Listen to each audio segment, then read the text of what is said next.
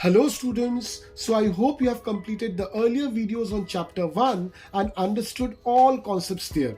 तो आज के सेशन में हम सॉल्व करने वाले हैं एक्सरसाइजेस चैप्टर नंबर 1 से। तो आपको पूरी तरह से प्रिपेयर होना है इन एक्सरसाइजेस को सॉल्व करने के लिए।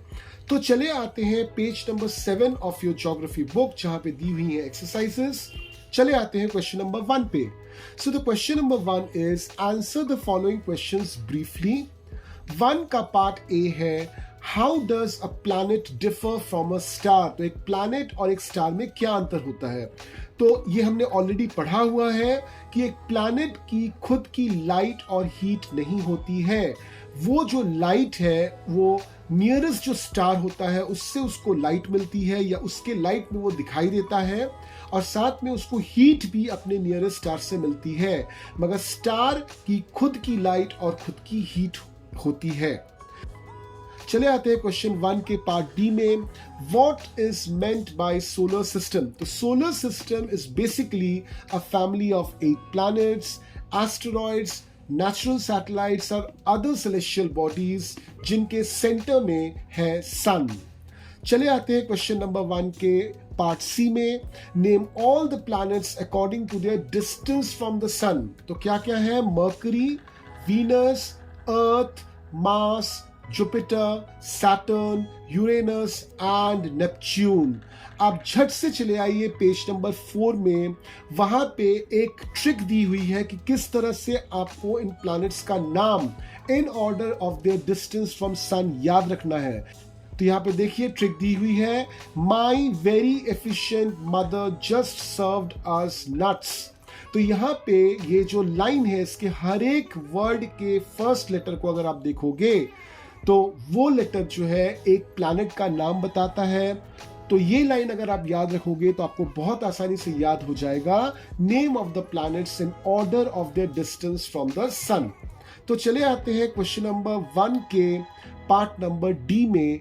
Why is Earth called a unique planet? तो अर्थ को हम यूनिक प्लैनेट क्यों बोलते हैं? क्योंकि लाइफ के लिए जो भी पॉसिबिलिटीज है या जो भी कंडीशंस है ये सभी के सभी कंडीशंस सिर्फ और सिर्फ हमको अर्थ पे ही मिलते हैं।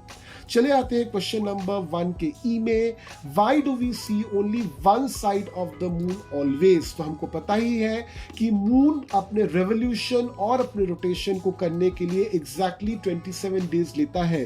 तो चूंकि उसका रेवोल्यूशन और रोटेशन का टाइम सेम है इसलिए from the earth we can only see one side of the moon. तो हमने अर्थ से बैठकर पहले भी वही देखा था, one side of the moon, आज भी वही देख रहे हैं और फ्यूचर में भी हमको one side of the moon ही दिखेगा।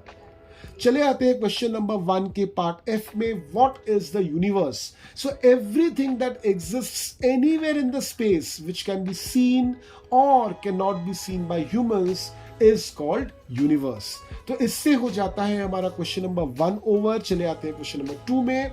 टिक द करेक्ट आंसर। चले आते हैं पार्ट नंबर ए में। The planet known as earth twin. तो किसको अर्थ का ट्विन बताते हैं? वीनस को। तो option is option number 3 Venus. Part B. Which is the third nearest planet to sun. तो which is the third nearest planet? It is the earth, हमारा earth. So that is option number 2। चले आते हैं question number C में। All the planets move around the sun in N.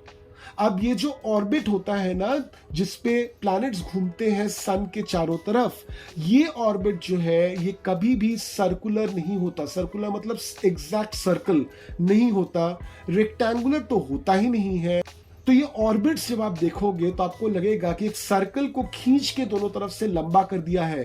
तो इस तरह के पाथ को हम लोग बोलते हैं इलोंगेटेड पाथ। तो यानी कि क्वेश्चन नंबर 2 के पार्ट सी का आंसर होगा option number 3, that is elongated path.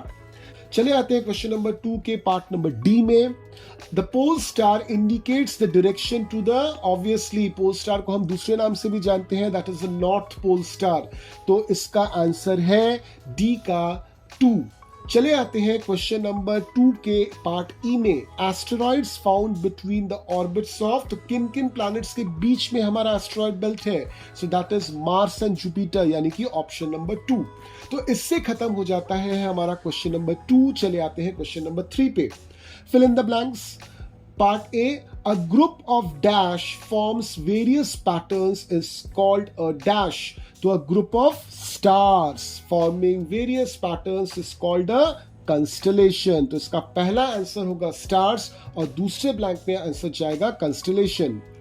3 का B, a huge system of stars is called. तो जो झुंड बनता है स्टार्स का उसको हम क्या बोलते हैं? गैलेक्सी. चले आते हैं क्वेश्चन नंबर 3 के पार्ट सी में. Dash is the closest celestial body to our earth. तो हमारे अर्थ के करीब, सबसे करीब कौन सा सेलेस्टियल बॉडी है? ऑब्वियसली सन नहीं है, सन हमसे काफी दूर है, so it is moon. Question number 3 part D, dash is the third nearest planet to the sun. It is obviously अर्थ.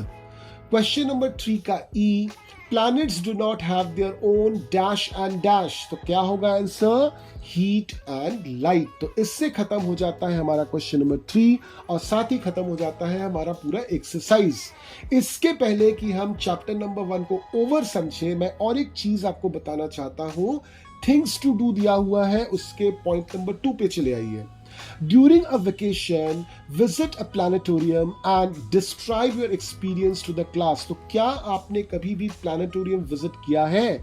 अगर आपने नहीं किया है अभी तक, तो मैं आपको रिकमेंड करूंगा, हाईली रिकमेंड करूंगा कि आप प्लानिटोरियम विजिट कीजिए. आपको बहुत मजा आने वाला है.